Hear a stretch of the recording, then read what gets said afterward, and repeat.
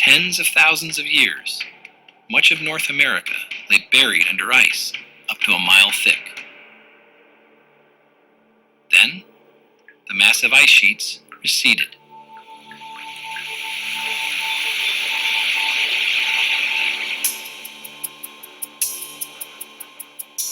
In what is now Alaska, ocean-bound streams and rivers emerged, opening up new possibilities for countless species.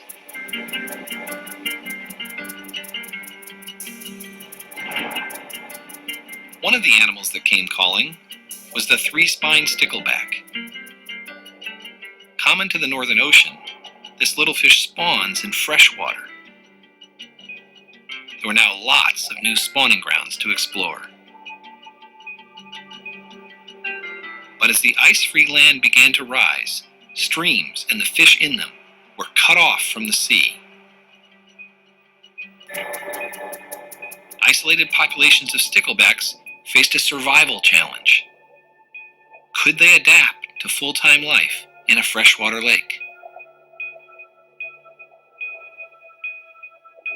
10,000 years later, they're still there, but they have been transformed.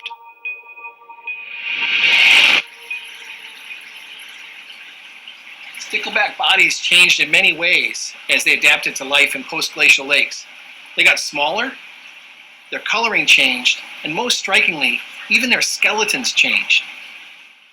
As we begin to learn exactly how stickleback bones evolved, we're learning about a lot more than just fish. We're learning about how all animal bodies evolved.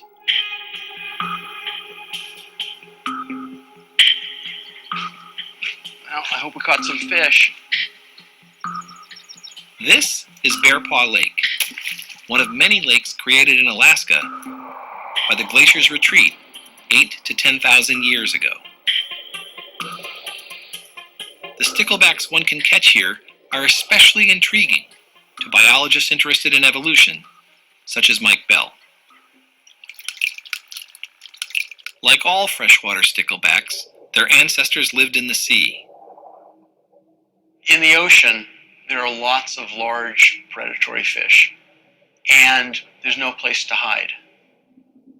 So, sticklebacks evolved body armor, bony plates on their side, and long, sharp spines coming off their pelvis and back.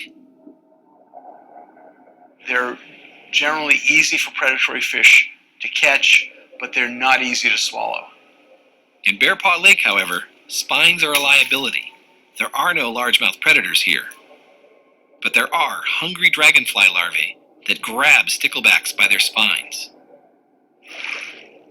So, pelvic spines actually reduce fitness and lessen a fish's chances of surviving and reproducing. In this lake, natural selection has been at work. If you look at the pelvis of this fish, there's practically nothing there. In just a few thousand years, these fish underwent a dramatic skeletal change, completely losing their pelvic spines. As pelvic spines are homologous to the hind limbs of four-legged vertebrates, the change we see in sticklebacks is the equivalent of losing legs. How does such a dramatic change in form occur?